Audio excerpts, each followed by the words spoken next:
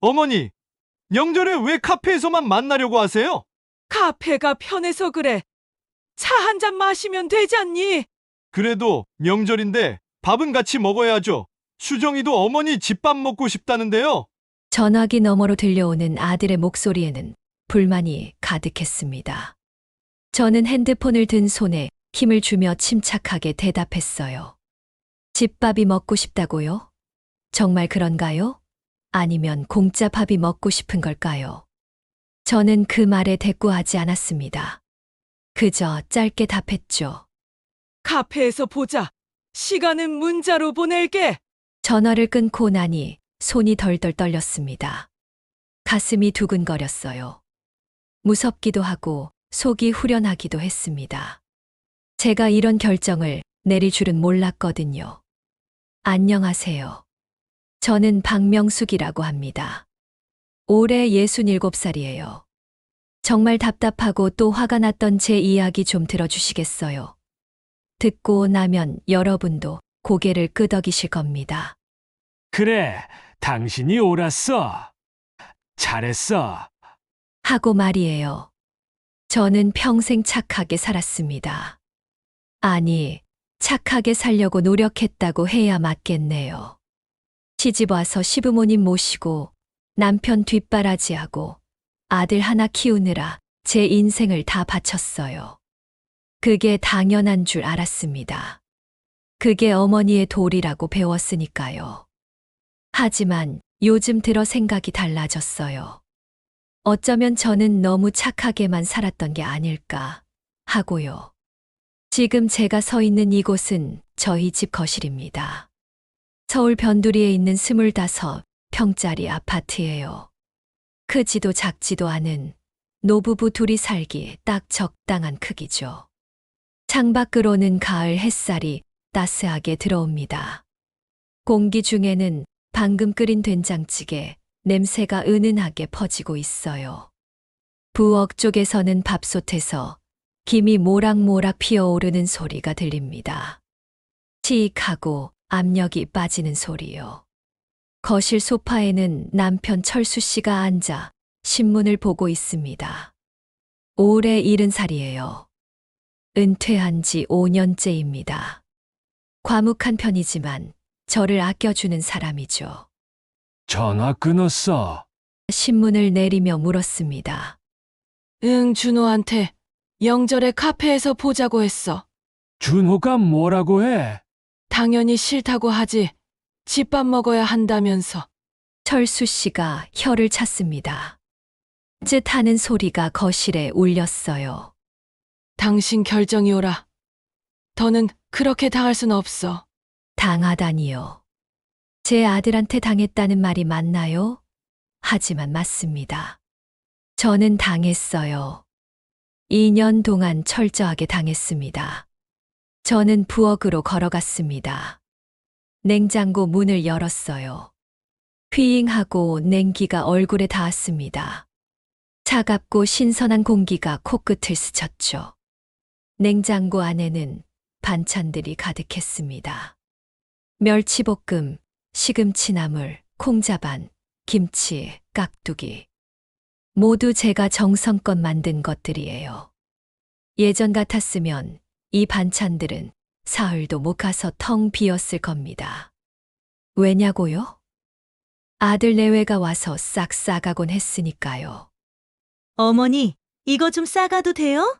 처음엔 기뻐서 싸줬습니다. 내 자식이 엄마 반찬을 좋아한다니 얼마나 대견했는지 몰라요. 하지만 지금은 다릅니다. 이 반찬들은 저와 남편을 위한 거예요. 우리 둘이 먹을 겁니다. 냉장고 문을 닫고 싱크대 아래 서랍을 열었습니다. 드르륵 하고 서랍이 열리는 소리가 났어요. 서랍 안에는 영수증들이 가득했습니다. 식당 영수증, 카페 영수증, 마트 영수증. 제가 지난 2년 동안 모아둔 것들이에요. 왜 모았냐고요? 증거를 남기고 싶었습니다. 제가 얼마나 많이 냈는지, 제가 미친 게 아니라는 걸 증명하고 싶었어요. 손으로 영수증들을 쓸어 담았습니다. 바스락바스락 종이 소리가 났어요. 한 장 한 장 펼쳐보니 금액들이 눈에 들어옵니다. 83,000원, 67,000원, 125,000원, 98,000원. 모두 더하면 얼마일까요? 320만 원입니다. 정확히 323만 4원이에요. 2년 동안 제가 아들 내외 밥값으로 쓴 돈입니다.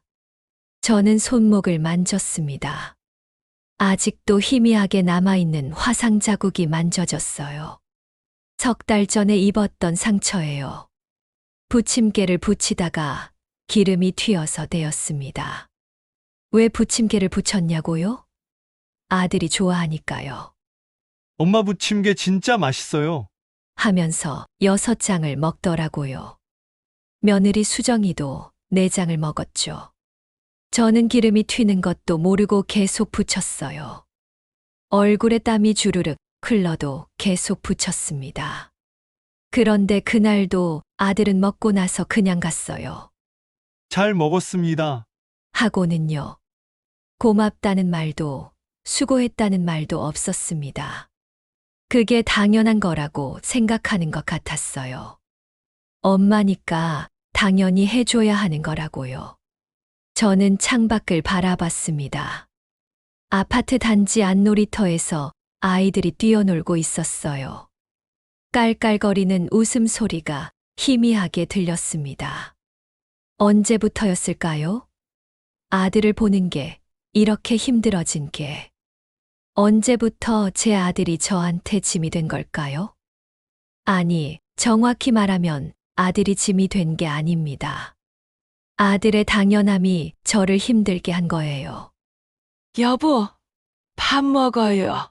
제가 남편을 불렀습니다. 철수가 신문을 접고 일어났어요. 밥상을 차리며 저는 생각했습니다. 이제 이 밥상은 우리 둘만의 것이라고. 더는 누구를 위해 억지로 차리지 않겠다고요. 명절에 카페에서 만나기로 한 결정. 그게 제 인생의 전환점이 될 줄은 그때 몰랐습니다. 하지만 지금 돌이켜 생각해보면 그게 제가 한 가장 잘한 선택이었어요. 이제부터 제가 어떻게 이 결정을 내리게 됐는지 그 이야기를 들려드릴게요. 제 이야기를 들으시면 아마 이해하실 겁니다. 가족이라고 해서 모든 걸 참고 견딜 필요는 없다는 것을요. 이 모든 게 언제부터 시작됐을까요? 기억을 더듬어 보면 3년 전으로 거슬러 올라갑니다. 아들 준호가 결혼했을 때예요. 당시 준호는 36살이었고 며느리 수정이는 35이었습니다. 대학 동문이라고 했죠. 둘 다 회사를 다니는 맞벌이 부부였어요. 처음 수정이를 봤을 때가 아직도 생생합니다. 키가 크고 날씬했어요. 단정한 옷차림에 환한 미소를 지었죠. 밝은 목소리로 인사하는 모습이 참 예뻐 보였습니다. 그날 저는 3일 전부터 준비한 음식을 한 상 가득 차려놨었어요. 갈비찜, 잡채, 전, 나물 여러 가지. 수정이는 눈을 동그랗게 뜨며 과분하다고 했지만 저는 흐뭇했습니다. 며느리가 좋아하니까요. 식사 내내 수정이는 맛있게 먹었어요. 손맛이 좋다고 계속 칭찬했죠. 준호도 옆에서 자랑스러워했고요.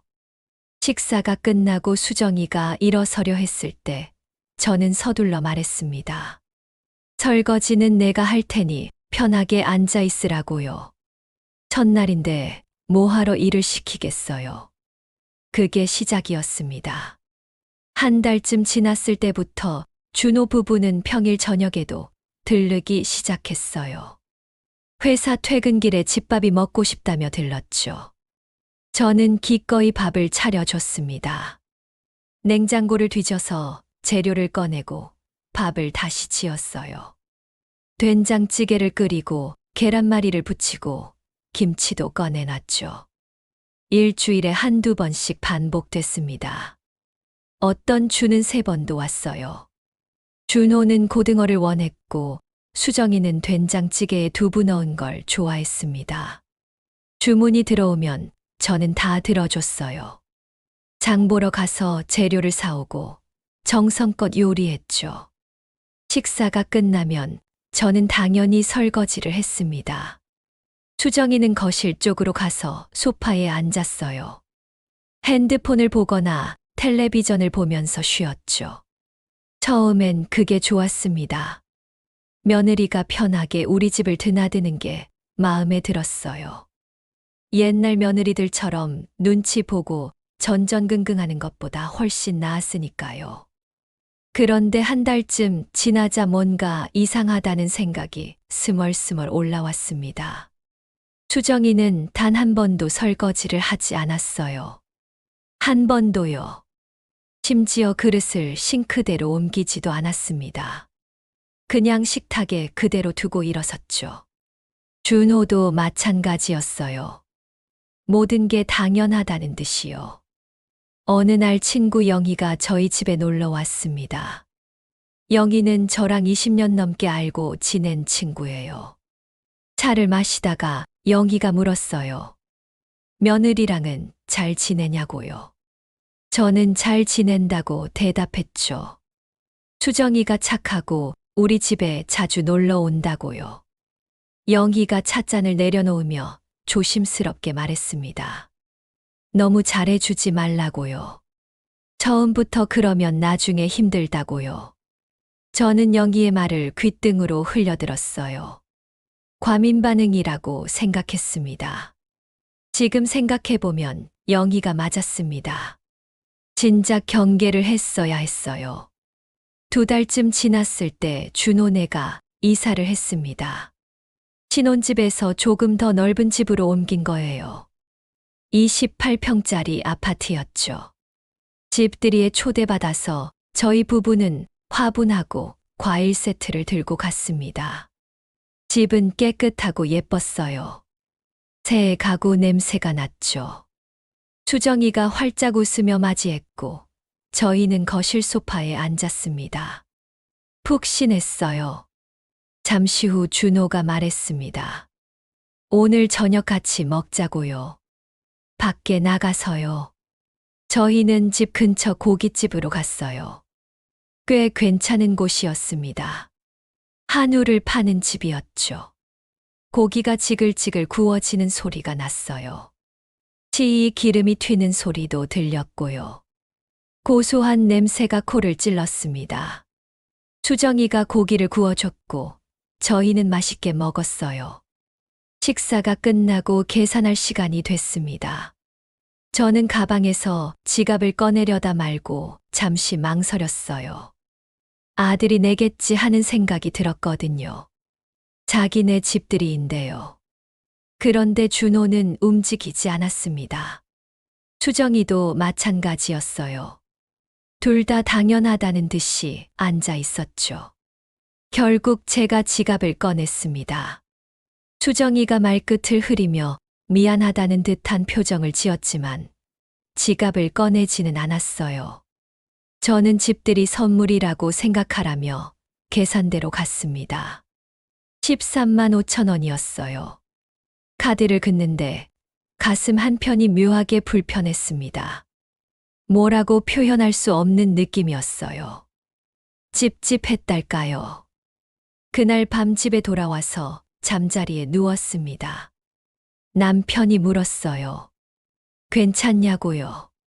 아까 준호가 내야 하는 거 아니었냐고요. 자기네 집들이인데요. 저도 사실 조금은 이상했습니다. 하지만 대수롭지 않게 여겼어요. 다음엔 아들이 사겠지 하고 생각했죠. 그게 제 착각이었습니다. 석 달 후 제 생일이 됐어요. 준호한테서 전화가 와서 저녁 같이 먹자고 했습니다. 저는 집 근처 한정식집을 제안했고 준호도 좋다고 했어요. 식당에 가서 음식을 먹었습니다. 전복죽, 각종 나물, 생선구이, 갈비찜. 정갈하고 맛있었어요. 준호가 술잔을 들며 생일 축하한다고 했고, 저도 잔을 들어 부딪혔죠. 땡그랑 소리가 났습니다. 식사를 마치고 계산할 때가 됐어요. 저는 이번엔 기다렸습니다. 생일인데 아들이 내겠지 하고요. 그런데 준호는 일어나서 화장실로 갔어요. 수정이는 핸드폰을 보고 있었고요. 저는 어쩔 수 없이 계산대로 갔습니다. 15만 원이었어요. 카드를 긋는데 목이 메었습니다. 눈시울이 뜨거워졌어요. 제 생일인데 제 생일 밥값을 제가 내고 있었습니다. 밖으로 나오니 준호가 기다리고 있었어요. 잘 먹었다고 했습니다. 저는 짧게 응 하고 대답했죠. 집으로 돌아오는 차 안에서 저는 아무 말도 하지 않았어요. 남편도 말이 없었습니다. 그날 밤 저는 처음으로 생각했습니다. 뭔가 이상한데. 하지만 그때는 몰랐어요. 이게 시작에 불과하다는 걸요. 제 생일이 지나고 한 달쯤 지났을 때였습니다. 준호한테서 갑작스럽게 연락이 왔어요. 할 말이 있다고 했죠. 목소리가 평소와 달랐습니다. 무거웠어요. 뭔가 심각한 일이 있나 싶어 가슴이 철렁 내려앉았습니다. 저녁 6시쯤 준호 부부가 도착했어요. 현관문이 열리고 준호가 들어섰습니다. 얼굴을 보는 순간 알았어요. 뭔가 큰일을 저질렀다는 걸요. 표정이 굳어 있었거든요. 눈빛에는 결연함 같은 게 서려 있었어요. 수정이는 그 옆에서 준호의 팔을 살짝 잡고 있었죠. 식탁에 둘러앉았습니다. 저는 서둘러 준비해둔 저녁상을 차렸어요. 김치찌개에서 김이 모락모락 피어올랐고 고등어구이 냄새가 은은하게 퍼졌습니다. 준호는 밥을 떠서 입에 넣었지만 씹는 게 힘들어 보였어요. 목구멍으로 잘 넘어가지 않는 것처럼 자꾸 물을 마셨습니다. 식사가 반쯤 진행됐을 때 준호가 숟가락을 내려놨어요. 남편과 제 얼굴을 번갈아 보더니 입을 열었습니다. 엄마, 아빠 저 회사 그만두려고요. 순간 귀를 의심했어요. 철수 씨도 놀란 표정으로 준호를 바라봤죠. 뭐, 회사를 왜 그만둬? 철수 씨가 먼저 물었습니다. 사업을 시작하려고요. 친구랑 같이 할 건데 비전이 있어요. 무슨 사업인데? IT 쪽이에요. 자세한 건 아직 말씀드리기 어렵지만 잘 될 거예요. 저는 숟가락을 꽉 쥐었어요. 손에 힘이 들어갔죠. 좋은 직장을 다니고 있는데 왜 굳이 위험한 길을 가려는 건지 이해가 안 됐습니다. 준호야, 회사 다니면서 착실히 모으는 게 낫지 않을까? 요즘 경기도 안 좋다던데. 제가 조심스럽게 말했어요. 엄마, 저도 생각 많이 했어요. 근데 지금 아니면 안 될 것 같아요. 나중에 후회할 것 같고요. 준호의 목소리에는 확신이 담겨 있었습니다. 수정이도 고개를 끄덕이며 남편을 지지하는 눈빛을 보냈어요. 그날 밤 저희 부부는 잠을 제대로 이루지 못했습니다. 남편은 한숨만 푹푹 쉬었고 저는 천장만 바라봤어요. 걱정이 태산 같았습니다. 준호가 회사를 그만둔 건 그로부터 한 달 뒤였어요. 그리고 사업을 시작했죠. 처음 석 달은 조용했습니다. 준호네도 바쁜지 연락이 뜸했어요. 그런데 넉 달째부터 변화가 생기기 시작했습니다. 준호 부부가 다시 자주 오기 시작한 거예요. 예전보다 훨씬 더 자주요. 일주일에 서너 번씩 왔습니다. 평일 저녁은 물론이고 주말에도 왔어요. 오면 밥을 먹고 갔죠. 처음엔 반가웠습니다. 아들이 자주 오니까요. 그런데 한 달쯤 지나니 뭔가 이상하다는 생각이 들었어요. 오는 타이밍이 늘 식사 시간이었거든요. 아침이나 점심에는 한 번도 오지 않았습니다. 항상 저녁이었어요. 어느 날 준호가 왔을 때 저는 냉장고를 열었습니다. 휘잉 냉기가 얼굴을 스쳤어요. 그런데 냉장고 안이 텅 비어 있었죠. 이틀 전에 가득 채워놨던 반찬들이 다 사라졌습니다. 순간 깨달았어요. 준호가 가져간 거였습니다. 제가 화장실에 간 사이에 반찬통을 싸갔던 거예요. 김치, 멸치볶음, 시금치나물, 콩자반, 모조리요. 가슴이 답답했습니다. 물어봐야 하나, 말아야 하나 망설였어요. 결국 아무 말도 하지 않았습니다. 어려워서 그러겠거니 했죠. 사업이 잘 안 되나 보다 생각했어요. 한 달쯤 더 지났을 때 명절이 됐습니다. 추석이었어요. 준호네가 저녁에 온다고 했죠.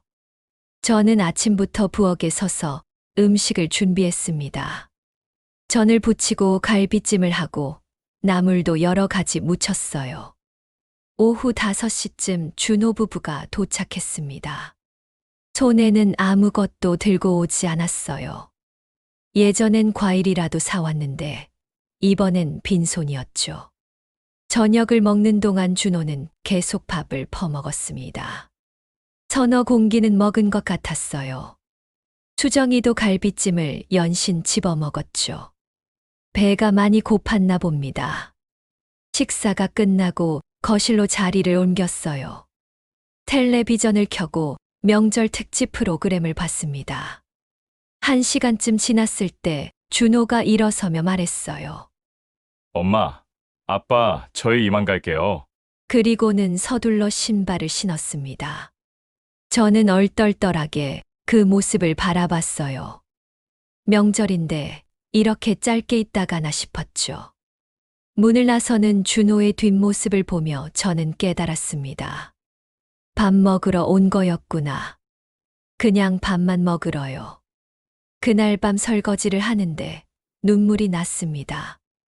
왜 우는지 모르겠는데 눈물이 계속 흘렀어요. 그릇을 닦다가 손이 미끄러져서 접시가 싱크대에 떨어졌습니다. 쨍그랑 소리가 크게 울렸죠. 남편이 부엌으로 달려왔어요. 괜찮아. 다친 데 없어. 아니요.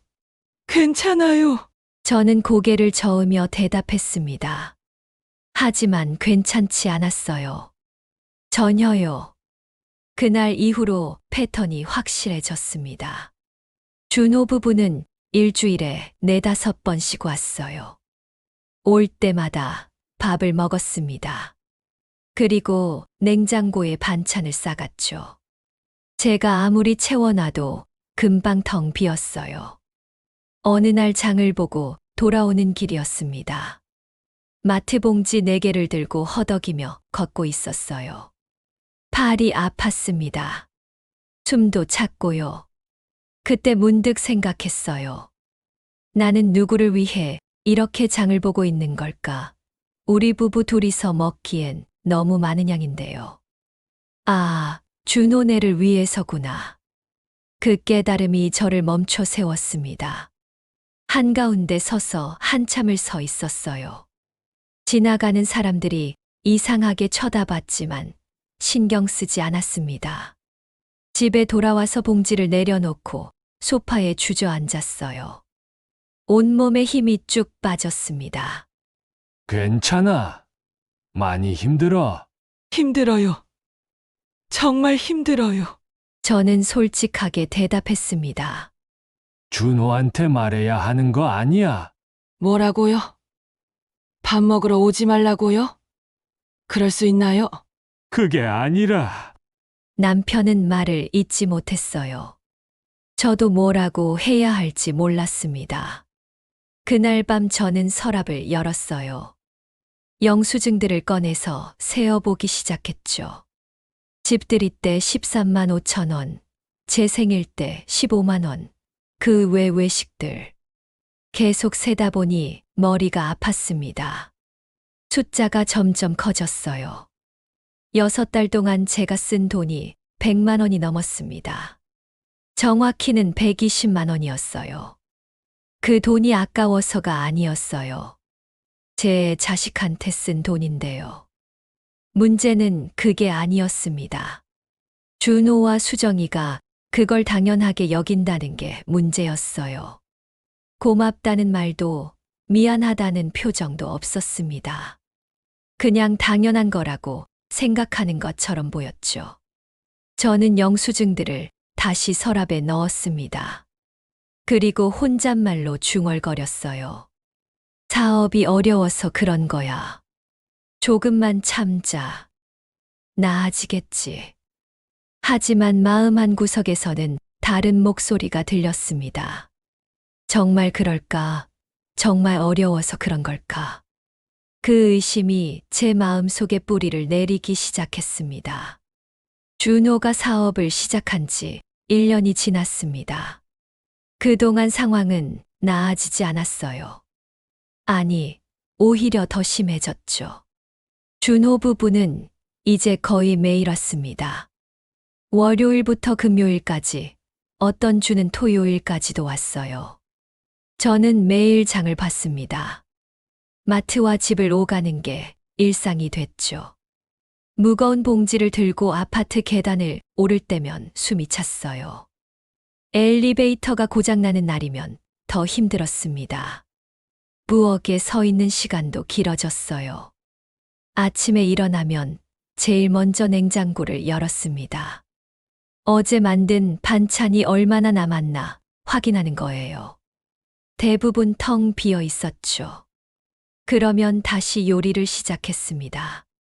가스레인지 앞에 서서 국을 끓이고 프라이팬에 기름을 두르고 나물을 무쳤어요. 손목이 아팠습니다. 어깨도 결렸고요. 어느 날 저녁 준호네가 왔을 때였어요. 식탁에 앉아 밥을 먹는데 준호가 말했습니다. 엄마, 요즘 사업이 좀 힘들어요. 그래. 많이 힘들어. 네, 아직 수익이 제대로 안 나와서요. 조금만 더 버티면 될 것 같은데. 준호의 얼굴에는 피곤함이 역력했어요. 눈 밑에 다크서클이 짙게 깔려 있었고 입술도 바짝 말라 있었죠. 고생이 많구나. 건강은 챙기고. 네, 괜찮아요. 요즘 정말 바빠요, 어머님. 새벽까지 일할 때도 많고요. 그 말을 들으니 마음이 아팠어요. 역시 어려워서 그런 거였구나 싶었죠. 그래서 저는 더 열심히 밥을 차려줬습니다. 영양가 있는 음식을 만들려고 노력했어요. 하지만 뭔가 계속 걸렸습니다. 준호네가 갈 때마다 저는 창문으로 내다봤어요. 주차장에 세워진 준호의 차가 보였죠. 2년 된 중형 세단이었습니다. 그런데 어느 날부터 차가 바뀌어 있었어요. 새 차였습니다. 번호판이 달랐고 모델도 달랐어요. 전보다 훨씬 좋은 차였죠. 가격이 3천만 원은 넘어 보이는 차였습니다. 이상했어요. 사업이 힘들다면서 어떻게 새 차를 샀을까? 혹시 할부인가? 아니면 리스인가? 의문이 꼬리를 물었지만 차마 물어보지 못했습니다. 석 달쯤 더 지났을 때 저는 영수증을 다시 세어봤어요. 이번에는 더 꼼꼼하게 계산했죠. 외식비만이 아니라 장 볼 때 쓴 돈까지 다 더했습니다. 총액이 250만 원이 넘었어요. 1년 동안 쓴 돈이었죠. 가슴이 답답했습니다. 이게 맞나? 이게 하는 게 맞는 건가? 하는 생각이 들었어요. 그날 밤 잠이 오지 않았습니다. 침대에 누워 천장만 바라봤어요.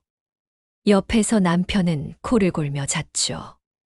드르렁 드르렁 규칙적인 소리가 어둠 속에 울렸습니다. 저는 조용히 일어나 거실로 나갔어요. 소파에 앉아 창밖을 바라봤습니다. 아파트 단지의 가로등이 희미하게 빛나고 있었죠. 밤 공기가 차가웠어요. 결정적인 사건은 그로부터 2주 후에 터졌습니다. 친구 영희한테서 전화가 왔어요. 목소리가 조심스러웠습니다. 명수가 나 오늘 백화점 갔었거든. 그래. 쇼핑 간 거야? 응, 그런데 거기서 너희 며느리 봤어. 순간 가슴이 철렁했어요. 수정이를 어디서? 명품관에서 가방 고르고 있더라고.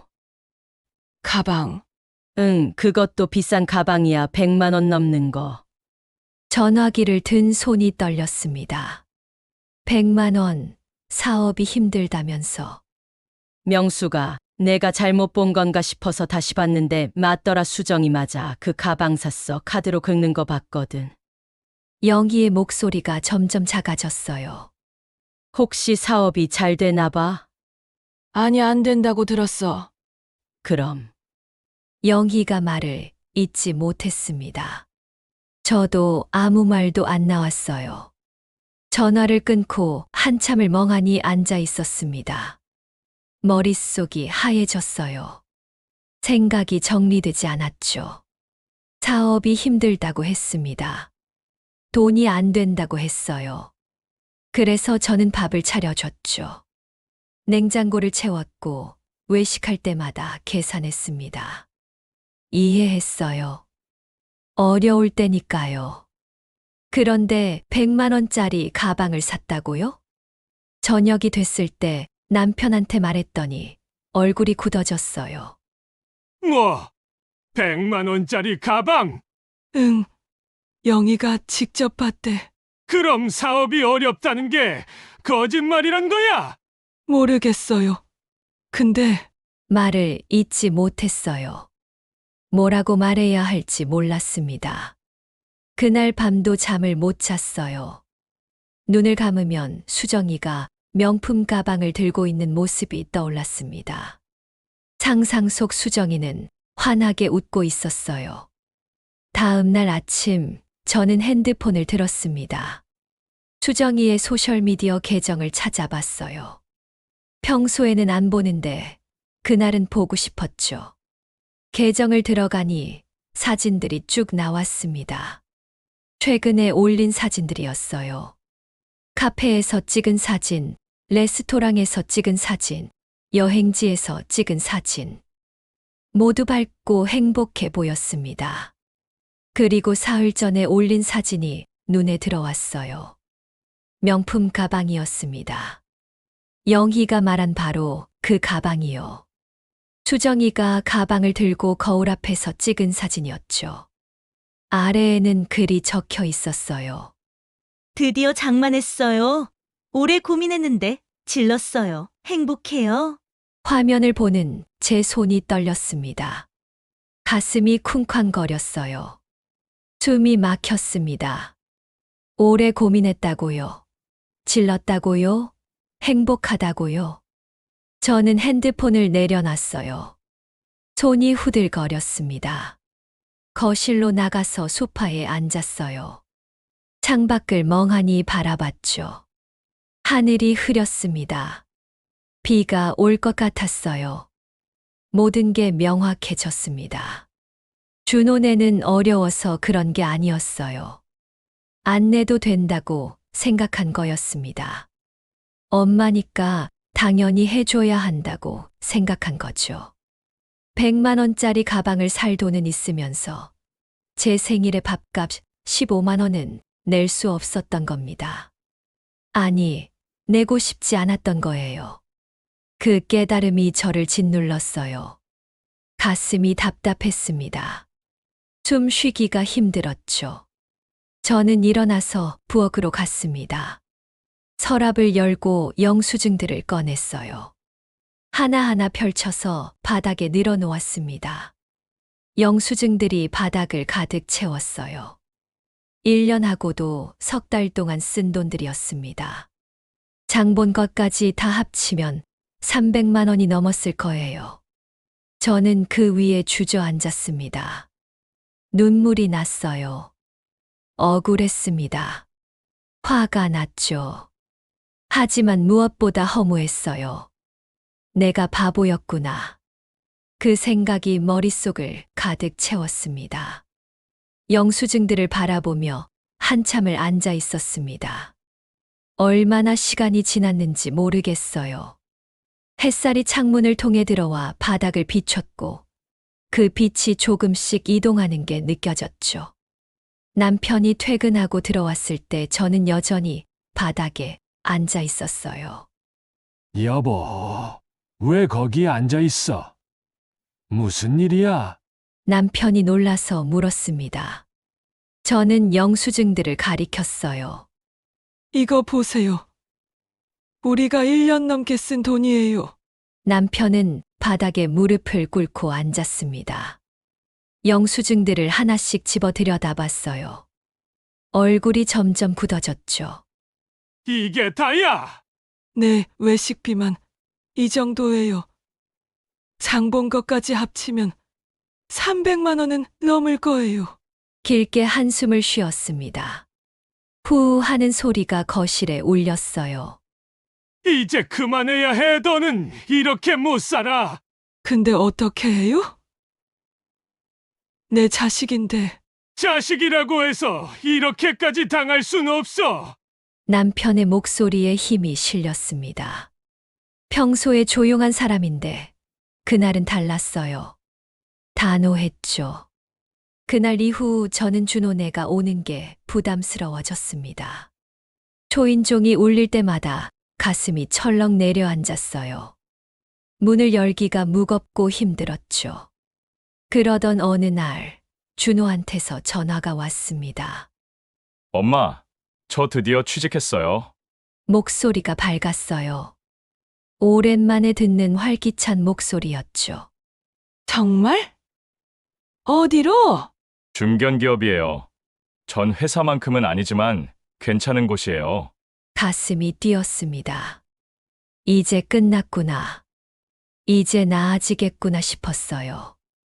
준호가 다시 월급을 받으면 모든 게 제자리로 돌아오겠죠. 축하한다. 아들 정말 잘 됐다. 감사해요.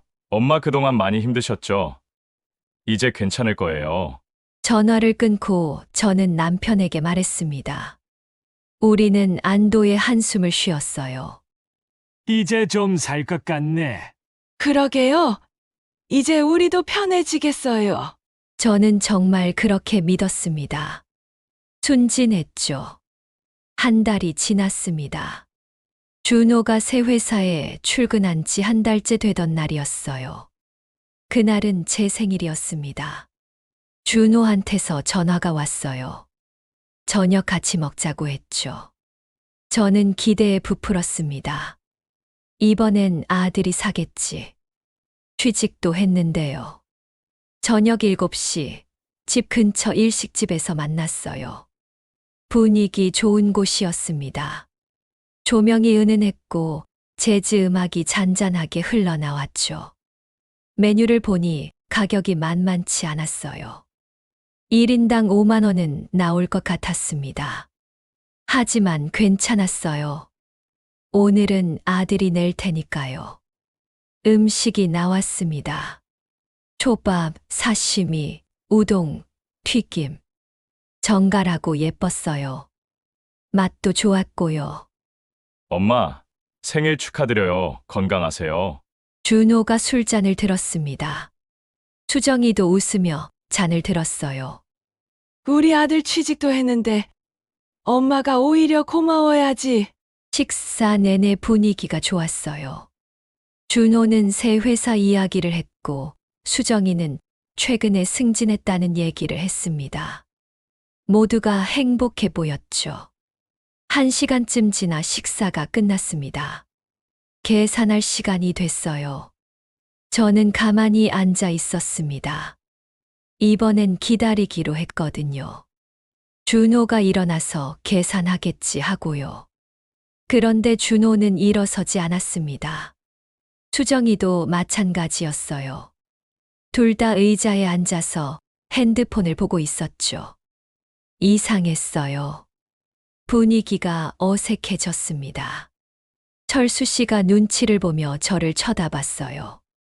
제게 어떻게 하라는 건지 묻는 눈빛이었죠. 저는 조금만 더 기다려보기로 했습니다. 준호가 화장실에라도 가려나 싶어서요. 하지만 준호는 움직이지 않았어요. 그냥 핸드폰만 보고 있었습니다. 결국 제가 일어났습니다. 가방을 들고 계산대로 향했어요. 다리에 힘이 없었습니다. 후들거렸죠. 계산원이 밝게 웃으며 말했어요. 카드를 꺼내는 손이 떨렸습니다. 눈앞이 흐려졌어요. 눈물이 고였죠. 내 생일인데 또 내가 내고 있었습니다. 아들이 취직했는데도요. 카드를 긋고 영수증을 받았습니다. 종이를 손에 쥐는 순간 온몸에 힘이 쭉 빠졌어요. 밖으로 나오니 준호와 수정이가 기다리고 있었습니다. 철수 씨도 나와 있었고요. 철수 씨의 얼굴이 굳어 있었어요. 준호가 저를 보며 말했습니다. 엄마, 잘 먹었어요. 맛있었어요. 저는 아무 대답도 하지 않았습니다. 할 말이 없었어요. 주차장으로 걸어가는데 준호가 뒤에서 말했어요. 엄마, 밥값 가지고 눈치 주시는 거예요. 가족끼리 그러시면 어떡해요? 순간 발걸음이 멈췄습니다. 귀를 의심했어요. 방금 뭐라고 했나요? 돌아봤습니다. 준호가 서 있었어요. 표정이 불편해 보였죠. 수정이는 그 옆에서 어색하게 웃고 있었고요. 눈치를 준다고? 제 목소리가 떨렸습니다. 아니, 그게 제가 계산을 안 했다고 그렇게 티를 내시면 티를 냈어? 내가 얼굴 표정이 안 좋으셨잖아요. 가슴이 터질 것 같았어요. 말이 안 나왔습니다. 뭐라고 반박해야 할지 몰랐죠. 준호야, 그게 무슨 말이냐? 오늘이 누구 생일인데? 아버지까지 왜 그러세요? 밥 한 끼 먹는 걸 가지고요. 밥 한 끼가 아니잖아, 1년 넘게. 1년 넘게 뭐요? 저희가 매번 얻어먹기만 했나요? 저희도 가끔은 준호가 말을 잊지 못했습니다. 가끔은 뭐라고요? 낸 적이 있나요? 저는 더는 듣고 싶지 않았어요. 돌아서서 걸었습니다. 철수 씨가 제 뒤를 따라왔죠. 차에 타서도 한참을 말이 없었습니다. 집까지 가는 10분 동안 아무도 입을 열지 않았어요. 집에 도착해서 현관문을 열었습니다. 신발을 벗고 들어섰죠. 거실 불을 켰어요. 환하게 빛이 들어왔습니다. 저는 소파에 주저앉았어요. 온몸에서 힘이 빠졌습니다. 남편이 제 옆에 앉으며 말했어요. 당신 괜찮아? 아니요, 안 괜찮아요. 눈물이 났습니다. 참으려고 했는데 안 됐어요. 주르륵 눈물이 흘러내렸죠. 밥값 가지고 눈치 준대요, 제가요. 1년 넘게 밥 차려주고 반찬 싸주고 외식할 때마다 계산했는데 말을 잇지 못했어요. 목이 메었습니다. 철수 씨가 제 손을 잡았어요. 따뜻했습니다. 이제 그만해. 너는 이렇게 못 살아. 그럼 어떻게 해요? 방법을 찾아야지. 이렇게 당하고만 있을 순 없어. 그날 밤 저는 서랍을 다시 열었습니다. 영수증들을 모두 꺼냈어요. 바닥에 펼쳐놓고 하나하나 계산했죠. 외식비, 장본돈, 반찬 재료비 모두 더했습니다. 최종 금액이 나왔어요. 323만 4천 원. 정확히 1년 반 동안 쓴 돈이었습니다. 저는 그 숫자를 공책에 적었어요. 또박또박 적었죠. 증거를 남기고 싶었습니다. 그리고 결심했어요. 더는 이렇게 살 수 없다고. 뭔가 바꿔야 한다고요. 하지만 어떻게 바꿔야 할지는 몰랐습니다. 자식과의 연을 끊을 수는 없잖아요. 그날 밤 저는 새벽까지 잠을 이루지 못했습니다. 눈을 감아도 준호의 얼굴이 떠올랐어요. 그 차갑던 표정이요. 밥값 가지고 눈치 준다는 그 말이 계속 귓가에 맴돌았습니다. 저는 정말 눈치를 준 걸까요? 아니면 준호가 죄책감 때문에 그렇게 느낀 걸까요? 답을 알 수 없었습니다. 생일 사건 이후 일주일이 지났습니다. 그동안 준호한테서 연락이 없었어요. 저도 먼저 연락하지 않았죠. 냉장고는 텅 비어 있었습니다. 반찬을 만들지 않았거든요. 철수 씨와 저는 간단하게 먹었어요. 밥에 김치, 계란 프라이 하나. 그게 전부였죠. 부엌에 서는 시간이 줄어들었습니다. 손목이 아픈 것도 나아졌어요. 어깨 결림도 좋아졌고요. 몸이 편했습니다. 하지만 마음은 편하지 않았어요. 계속 생각이 났거든요. 준호는 지금 뭘 하고 있을까? 화가 났을까? 아니면 미안해할까? 일주일 후 달력을 보니 명절이 보름 앞으로 다가와 있었습니다. 추석이었어요. 남편이 이번 명절은 어떻게 할 거냐고 물었죠. 저는 대답하지 못했습니다. 아직 생각을 정리하지 못했거든요. 사흘 후 준호한테서 전화가 왔습니다. 핸드폰이 울릴 때 가슴이 철렁했어요. 손이 떨렸습니다. 통화 버튼을 누르기까지 한참이 걸렸죠. 준호는 이번 명절에 가겠다고 했습니다. 당연하다는 듯이요. 마치 지난 일주일 동안의 냉랭함이 없었던 것처럼 말이에요. 저는 한참을 망설였습니다. 뭐라고 대답해야 할까? 오라고 해야 하나? 아니면 오지 말라고 해야 하나? 머릿속이 복잡했어요. 그때 문득 생각이 떠올랐습니다. 카페요. 제 입에서 말이 나왔습니다. 카페에서 만나자고요. 차 한잔하고 헤어지자고요. 전화기 너머로 긴 침묵이 흘렀습니다.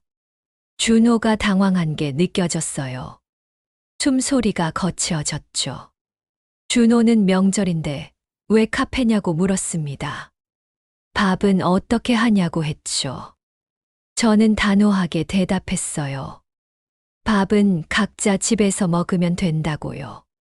준호의 목소리가 높아졌습니다. 왜 갑자기 이러냐고, 지난번 일 때문이냐고 물었어요. 수정이가 집밥 먹고 싶어 한다는 말도 덧붙였죠. 그 말에 웃음이 났습니다. 쓴 웃음이었어요. 집밥이 먹고 싶으면 집에서 해 먹으면 되는 거 아닌가요? 저는 그냥 카페가 편하다고만 했습니다. 더는 설명하고 싶지 않았어요. 준호는 한숨을 크게 쉬더니 알겠다고 했죠. 그렇게 하라고요. 목소리에 불만이 가득했습니다. 전화를 끊고 저는 한참을 멍하니 앉아 있었어요. 방금 제가 한 말이 믿기지 않았습니다. 정말 제 입에서 저런 말이 나올 수 있을까? 철수 씨는 잘했다고 했어요. 제가 옳다고 했죠. 명절 전날이 됐습니다. 저는 집 근처 카페를 예약했어요. 조용한 곳이었죠. 창가 자리를 골랐습니다. 햇살이 잘 드는 자리요. 명절 당일 오후 3시에 만나기로 했어요. 남편과 저는 2시 40분쯤 카페에 도착했습니다. 일부러 먼저 갔어요. 마음을 가다듬고 싶었거든요. 카페는 한적했습니다. 손님이 많지 않았죠.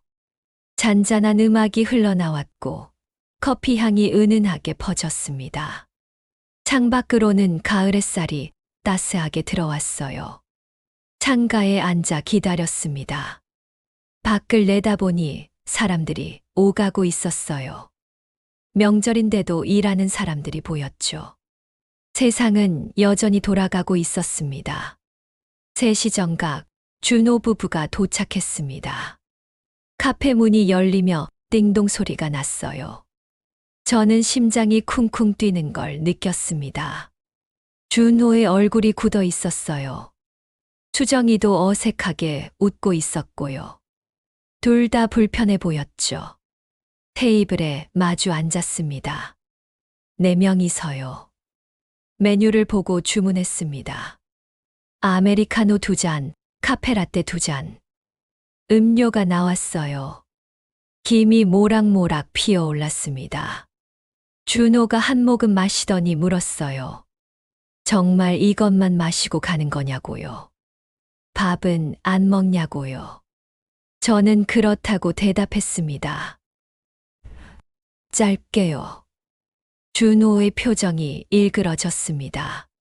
명절인데 이게 뭐냐고, 다른 집들은 다 모여서 밥 먹는데 왜 우리만 이러냐고 했죠. 저는 우리는 이게 편하다고만 했어요. 수정이가 끼어들었습니다. 자기들이 뭘 잘못했냐고 물었어요. 그 말을 듣는 순간 가슴속에서 뭔가 치밀어 올랐습니다. 저는 수정이를 똑바로 바라봤습니다. 눈을 마주쳤어요. 그리고 말하기 시작했습니다. 준비했던 말들을요. 1년 반 동안 있었던 일들을 차근차근 설명했습니다. 밥을 차려준 것, 반찬을 싸준 것, 외식할 때마다 계산한 것. 모두요. 처음엔 사업이 어려워서 그런 줄 알았다고 했어요. 그래서 기꺼이 도와줬다고요. 하지만 100만 원짜리 가방을 사는 걸 알게 됐다고 했죠. 새 차도 샀더라고요. 그제야 깨달았다고 말했습니다. 어려워서가 아니라 당연하게 생각한 거라고요. 엄마니까 당연히 해줘야 한다고 여긴 거라고요. 쓴 돈이 323만 4천 원이라고 했어요. 영수증을 다 모아뒀다고도 했죠. 말을 하는 동안 준호와 수정이의 얼굴이 창백해졌습니다. 특히 수정이는 고개를 푹 숙였어요. 손이 떨리는 게 보였죠. 마지막으로 말했습니다. 이제 이렇게 만나겠다고요. 카페에서 차 한 잔만 하고 헤어지겠다고요. 그럼 아무도 부담다고요. 준호가 작은 목소리로 사과했습니다. 1년 반 만에 처음 듣는 말이었어요. 하지만 저는 고개를 저었습니다.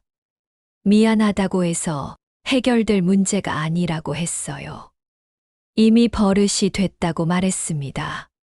엄마한테 뭘 해줘도 당연하다고 생각하게 됐다고요. 저는 이제 지쳤다고, 제 삶을 살고 싶다고 했죠. 침묵이 흘렀습니다. 카페 안 음악만 흘러나왔어요. 잔잔한 피아노 선율이었죠. 아무도 말하지 않았습니다. 준호의 눈이 빨개져 있었어요. 알겠다고, 조심하겠다고 했죠. 하지만 저는 단호하게 말했습니다. 조심하는 게 아니라 아예 이렇게만 만나겠다고요. 더는 할 말이 없었습니다. 우리는 커피를 마셨어요. 아무도 말하지 않았죠. 30분쯤 지났을 때 저는 일어났습니다. 계산은 제가 했어요. 16,000원이었습니다. 부담 없는 금액이었죠. 전혀 무겁지 않았어요. 카페를 나서며 뒤돌아봤습니다. 준호와 수정이가 테이블에 앉아 있었어요. 둘 다 고개를 숙이고 있었죠. 어깨가 축 처져 있었습니다. 저는 돌아서서 걸었습니다. 남편이 제 옆을 걸었어요. 가을 바람이 불었습니다. 시원했죠. 집으로 가는 길, 남편이 말했습니다. 잘했다고, 정말 잘했다고요. 저도 그렇게 느꼈어요. 가슴이 뻥 뚫린 것 같았습니다. 숨이 편하게 쉬어졌어요. 후련했습니다. 집에 도착해서 거실에 앉았어요. 창밖을 바라봤죠. 하늘이 맑았습니다. 구름 한 점 없이 파랗게 개어 있었어요. 저는 비로소 알았습니다. 이게 제가 원했던 거라는 걸요. 자유로워지고 싶었던 거예요. 짐에서 벗어나고 싶었던 겁니다. 그날 밤 저는 편히 잤습니다. 오랜만에 푹 잔 밤이었어요. 그로부터 한 달이 지났습니다. 그동안 준호한테서 연락이 없었어요. 저도 먼저 연락하지 않았죠. 서로 거리를 두는 시간이 필요했던 것 같습니다. 명절 이후 저는 많은 것이 달라졌어요. 냉장고를 채우는 횟수가 줄었습니다. 이제는 철수 씨와 저 둘만을 위한 음식만 준비했죠. 반찬통도 작은 걸로 바꿨어요. 큰 것은 필요 없었거든요. 부엌에 서는 시간도 확연히 줄었습니다. 예전엔 하루에 서너 시간씩 요리를 했는데 이제는 1시간이면 충분했어요. 손목도 더는 아프지 않았고 어깨도 가벼웠죠. 시간이 남았습니다. 많이요. 처음엔 뭘 해야 할지 몰랐어요. 평생 자식을 위해 살았는데 갑자기 자유로워지니 어색했죠. 남편이 말했습니다. 산책이라도 나가자고요. 그래서 저희는 매일 오후에 아파트 단지를 걸었어요. 느리게 천천히요. 서두를 필요가 없었습니다. 단풍이 들기 시작했습니다. 나무잎이 빨갛고 노랗게 물들었어요. 바람이 불면 잎들이 하늘하늘 떨어졌죠. 그 모습이 참 예뻤습니다. 여보, 저거 봐, 저 나무. 남편이 가리키는 곳을 봤어요. 은행나무였습니다. 잎이 온통 노랗게 물들어 있었죠. 햇빛을 받으니 반짝반짝 빛났어요. 예쁘네요. 그러게 우리 여태까지 이런 거 볼 시간이 없었지. 맞는 말이었어요. 늘 바쁘게 살았으니까요. 자식 뒷바라지 하느라, 집안일 하느라, 밥 차리느라요. 어느 날 오후 산책을 하고 돌아오는 길이었습니다. 아파트 입구에서 익숙한 차가 보였어요. 준호의 차였죠. 가슴이 철렁했습니다. 준호가 왔나? 왜, 무슨 일로? 차에서 준호가 내렸습니다. 손에 뭔가를 들고 있었어요. 과일 상자였죠. 준호가 저희를 보고 다가왔습니다. 표정이 어색했어요. 어떻게 말을 꺼내야 할지 모르는 것 같았죠. 엄마, 아빠, 왔니? 왜? 제가 물었습니다. 목소리가 딱딱하게 나왔어요. 그냥 드릴 거 있어서요. 준호가 과일 상자를 내밀었습니다. 사과와 배가 가득 들어 있었어요. 이게 뭐니? 그냥 사왔어요. 드시라고요. 저는 상자를 받았습니다. 무거웠어요. 한참을 그 상자를 들고 서 있었죠. 들어갈래? 철수 씨가 물었습니다. 아니요. 저 가봐야 해요. 회사에서 잠깐 나온 거라서요. 준호가 고개를 숙였습니다. 그리고 말했어요. 엄마, 죄송해요. 그동안 생각 많이 했어요. 그 말을 듣는 순간 가슴이 뭉클했습니다. 하지만 표정은 굳게 유지했어요. 그래, 알았어. 다음에 카페에서 볼까요? 그래, 연락해. 준호가 차에 올라탔습니다. 시동을 걸고 천천히 빠져나갔어요. 저희는 그 뒷모습을 바라봤죠.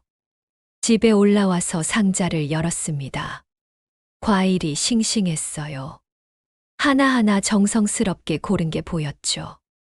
변하려고 하는 것 같은데. 글쎄요. 지켜봐야죠. 저는 조심스러웠어요. 한 번 실망했던 터라 쉽게 믿기가 어려웠습니다. 일주일 후 준호한테서 문자가 왔어요. 이번 주말에 카페에서 만나자는 내용이었죠. 저는 좋다고 답장했습니다. 주말이 됐습니다. 약속 장소는 지난번과 같은 카페였어요. 오후 3시에 만나기로 했죠. 저희가 먼저 도착했습니다. 창가 자리에 앉아 기다렸어요. 햇살이 따스하게 들어왔죠. 준호 부부가 도착했습니다. 지난번보다 표정이 밝아 보였어요. 수정이도 환하게 웃으며 인사했습니다. 음료를 주문했어요. 이번에는 준호가 먼저 일어나서 계산대로 갔습니다. 저를 쳐다보며 괜찮다는 손짓을 했죠. 잠시 후 음료가 나왔습니다. 케이크도 하나 시켰더군요. 초콜릿 케이크였어요. 엄마, 아빠, 이거 같이 드세요. 준호가 케이크를 4조각으로 나눴습니다. 포크로 한 입 떠서 입에 넣었어요. 달콤했죠. 1시간쯤 이야기를 나눴습니다. 준호의 회사 이야기, 수정이의 근황, 철수 씨의 요즘 취미 생활. 별것 아닌 이야기들이었어요. 하지만 편했습니다. 밥을 먹지 않으니 부담이 없었어요. 누가 계산할까 눈치 볼 필요도 없었고요. 시간도 오래 걸리지 않았죠. 4시 반쯤 자리에서 일어났습니다. 준호가 말했어요. 엄마, 다음에 또 엄마 아빠 보러 올게요. 그래, 연락해. 카페를 나서는데 가을바람이 불었습니다. 선선했어요. 기분이 좋았죠. 집으로 돌아오는 길에 철수 씨가 말했습니다. 오늘 괜찮았어. 그저 이게 더 나은 것 같아 서로 부담 없고. 저도 동의했습니다. 억지로 밥을 차리지 않아도 됐고, 냉장고를 채울 걱정도 없었어요. 계산 때문에 눈치 볼 일도 없었죠. 무엇보다 만남 자체가 즐거웠습니다. 의무가 아니라 진짜로 보고 싶어서 만나는 거니까요. 그 후로 한 달에 2~3번씩 만났어요. 늘 카페에서였습니다. 때로는 준호가 계산했고, 때로는 제가 했죠. 금액이 크지 않으니 누가 내든 부담이 없었어요. 어느 날 준호가 작은 상자를 건넸습니다. 열어보니 목도리였어요. 부드러운 캐시미어 목도리였죠. 이게 뭐니? 그냥요 추워지니까 하나 있으면 좋을 것 같아서요. 처음이었어요. 준호가 선물을 산 게요. 거창한 건 아니었지만 마음이 느껴졌습니다. 고맙다. 아니에요. 그동안 정말 죄송했어요. 준호의 눈이 빨개졌습니다. 목소리도 떨렸어요. 저는 준호의 손을 잡았습니다. 따뜻했죠. 이제 됐어. 다 지나간 일이야. 정말 그렇게 느껴졌어요. 이제는 더는 화가 나지 않았습니다. 서운하지도 않았고요. 단지 편안했어요. 아들과의 관계가 이렇게 편할 수 있다는 게 신기했죠. 집으로 돌아와서 목도리를 목에 둘러봤습니다. 거울을 보니 잘 어울렸어요. 부드럽고 따뜻했죠. 남편이 엄지를 치켜 세웠습니다. 예쁜데 잘 어울려. 그저 준호가 사줬어요. 아들이 변했어. 확실히. 저도 그렇게 느꼈습니다. 준호가 조금씩 달라지고 있었어요. 당연하게 여기던 태도가 사라졌죠. 이제는 고맙다고, 미안하다고 말했습니다. 물론 아직 완벽하진 않았어요. 가끔 옛날 습관이 나올 때도 있었죠. 하지만 전보다는 훨씬 나아졌습니다. 무엇보다 중요한 건 저 자신이 달라졌다는 거예요. 이제는 무조건 참지 않았습니다. 불편하면 말했고 싫으면 거절했죠. 그게 관계를 망치지 않았어요. 오히려 더 건강하게 만들었습니다. 밤에 침대에 누워 천장을 바라봤어요. 마음이 평온했습니다. 오랜만에 느끼는 평화였죠. 저는 옳은 선택을 했구나 하고 생각했습니다. 그로부터 1년이 흘렀습니다. 지금은 가을입니다. 창밖으로 단풍이 물들어가는 게 보여요. 빨갛고 노란 잎들이 바람에 흩날리고 있죠. 작년 이맘때 제가 큰 결심을 했던 게 엊그제 같은데 벌써 1년이 지났네요. 오늘 오후에도 준호 부부를 만났습니다. 늘 가던 그 카페에서요. 이제는 익숙해졌어요. 한 달에 2~3번씩 만나는데 늘 카페입니다. 차 한 잔 마시고 케이크 하나 나눠 먹고 1시간쯤 이야기하다 헤어지죠. 오늘도 그랬어요. 준호가 회사 이야기를 했고 수정이는 최근에 다녀온 여행 이야기를 했습니다. 저희는 요즘 배우고 있는 서예 이야기를 했어요. 별것 아닌 이야기들이었죠. 하지만 편안했습니다. 계산은 준호가 했어요. 이제는 번갈아 가며 합니다. 준호가 내기도 하고 제가 내기도 하죠. 금액이 크지 않으니 누가 내든 부담이 없어요. 10,000원에서 20,000원 사이니까요. 헤어질 때 준호는 다음 주에 또 보자고 했습니다. 건강하라는 말도 덧붙였죠. 간단한 인사였지만 진심이 담겨 있었어요. 서로를 걱정하는 마음이 느껴졌습니다. 집으로 돌아오는 길, 우리는 오늘도 좋았다고 말했어요. 작년에 제가 한 결정이 정말 잘한 거였다고 했죠. 저도 그렇게 생각합니다. 1년 전 그날 카페에서 만나자고 했던 그 결정이 제 인생을 바꿨어요. 집에 와서 소파에 앉았습니다. 거실 테이블 위에 준호가 지난주에 보내준 꽃이 놓여 있었어요. 카네이션이었죠. 아직도 싱싱했습니다. 요즘 준호는 가끔 이렇게 선물을 보내요. 꽃도 보내고 과일도 보내고 때로는 건강식품도 보냅니다. 거창한 건 아니지만 신경 쓰는 게 느껴져요. 전에는 한 번도 안 하던 일이었죠. 냉장고를 열어봤습니다. 철수 씨와 저 둘이 먹을 만큼만 채워져 있었어요. 김치, 멸치볶음, 나물 2가지. 많지도 적지도 않은 양이었죠. 예전 같았으면 냉장고가 텅 빌까봐 전전긍긍했을 거예요. 준호네가 올까봐, 반찬이 부족할까봐 걱정했겠죠. 하지만 이제는 그럴 필요가 없습니다. 부엌에 서는 시간도 많이 줄었어요. 하루에 1시간이면 충분합니다. 손목도 더는 아프지 않고 어깨도 가볍죠. 화상 자국도 거의 사라졌어요. 남는 시간에 저는 서예를 배우기 시작했어요. 동네 문화센터에서 하는 수업이에요. 일주일에 2번, 화요일과 목요일 오전에 다녀요. 먹을 갈고 붓을 들고 한 획 한 획 긋는 게 참 좋더라고요. 마음이 차분해집니다. 아무 생각 없이 글씨에만 집중할 수 있어요. 남편은 요즘 바둑을 배우고 있어요. 동네 경로당에서 어르신들이랑 두고 있죠. 매일 오후마다 가서 1~2판씩 둡니다. 집에 오면 오늘 누구한테 이겼다느니, 어떤 수를 뒀다느니 신나게 얘기해요. 표정이 밝아졌습니다. 저희 부부는 이제 각자의 삶이 있어요. 자식을 위해서만 사는 게 아니라 우리 자신을 위해 살고 있죠. 그게 이렇게 행복할 줄은 몰랐습니다. 어제는 친구 영희가 놀러 왔었어요. 차를 마시며 이런저런 얘기를 나눴는데 영희가 물었습니다. 지금 행복하냐고요?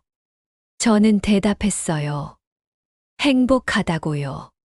아들이랑도 전보다 훨씬 좋아졌다고요. 영희가 다행이라며 제 손을 잡아줬습니다.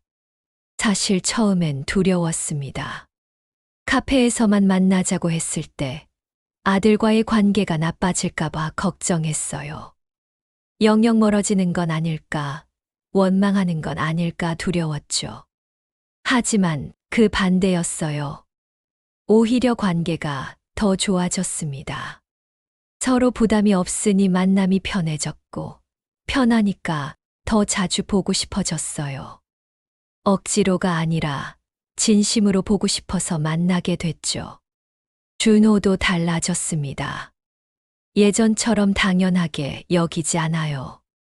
감사하다고 말하고 미안하다고 표현하죠. 작은 것에도 고마워합니다. 전화할 때도 목소리가 달라졌어요. 더 부드러워졌죠. 무엇보다 제 자신이 가장 많이 달라졌어요. 이제는 제 의견을 분명히 말합니다. 불편하면 불편하다고 하고, 싫으면 싫다고 해요. 무조건 참지 않습니다. 그게 나쁜 엄마가 되는 게 아니더라고요. 오히려 건강한 관계를 만드는 거였어요. 창밖을 바라봤습니다. 해가 지고 있었어요. 하늘이 붉게 물들었죠. 노을이 참 예뻤습니다. 이런 노을을 볼 여유가 생긴 게 얼마나 감사한지 몰라요. 저는 이 이야기를 듣고 계실 여러분께 말씀드리고 싶어요. 가족이라고 해서 모든 걸 참을 필요는 없습니다. 사랑한다고 해서 희생만 해야 하는 건 아니에요. 부모라고 해서 자식에게 모든 걸 내줄 의무는 없죠. 경계가 필요합니다. 가족 간에도요. 건강한 경계선이 건강한 관계를 만들어요. 저는 1년 동안 그걸 배웠습니다. 당연함 속에는 감사가 없습니다. 너무 잘해주면 그게 당연해져요. 그러면 관계가 무너지죠. 적절한 거리를 두세요. 그게 서로를 지키는 길입니다. 저는 1년 전에 그 결정을 내렸어요. 카페에서만 만나기로요. 처음엔 쓸쓸했습니다. 명절에 차만 마시고 헤어진다는 게 서글프게 느껴졌어요. 하지만 지금은 압니다. 이게 우리 가족에게 가장 좋은 방법이라는 걸요. 제 삶도 소중합니다. 아들도 소중하지만 저 자신도 소중해요. 남은 인생을 제가 원하는 대로 살 권리가 있습니다. 여러분도 자식을 사랑하되 자신도 사랑하세요. 도와주되 희생은 하지 마세요. 함께하되 거리는 유지하세요. 그게 진짜 사랑입니다. 저녁이 됐습니다. 남편은 경로당에서 바둑을 두고 왔다고 했죠. 표정이 밝았습니다. 우리는 간단하게 라면을 끓여 먹었어요. 2그릇을 담아 거실로 가져와서 마주 앉아 먹었죠. 맛있었습니다. 남편이 물었어요. 행복하냐고요? 저는 대답했습니다. 행복하다고요. 자기도 그렇다고 했어요. 우리는 웃었습니다. 소박하지만 충분했어요. 이 평범한 저녁이, 이 조용한 시간이 행복했습니다. 밖에서는 가을바람이 불고 있었어요. 나무잎이 창문을 스치는 소리가 들렸죠. 사각사각 부드러운 소리였습니다. 저는 이제 압니다. 진짜 행복은 거창한데 있지 않다는 걸요. 이렇게 평범한 일상 속에 있다는 걸요. 그리고 그 행복을 지키려면 용기가 필요하다는 것도요. 싫은 건 싫다고 말할 용기, 변화를 선택할 용기가요. 1년 전 제가 그 용기를 냈습니다. 카페에서 만나자고 말할 용기를요. 그 작은 용기가 제 인생을 바꿨어요. 여러분도 할 수 있습니다. 두렵겠지만 해보세요. 변화는 생각보다 나쁘지 않아요. 오히려 더 좋을 수도 있죠. 저처럼요. 창밖의 노을이 완전히 사라졌습니다. 어둠이 내렸어요. 하나둘 불이 켜지기 시작했죠. 저도 거실 등을 켰습니다. 환하게 빛이 들어왔어요. 새로운 하루가 저물고 또 새로운 날이 올 겁니다. 저는 그날들을 제 방식대로 살아갈 거예요. 자식을 사랑하되 제 삶도 사랑하면서요. 그게 제가 얻은 가장 큰 교훈입니다.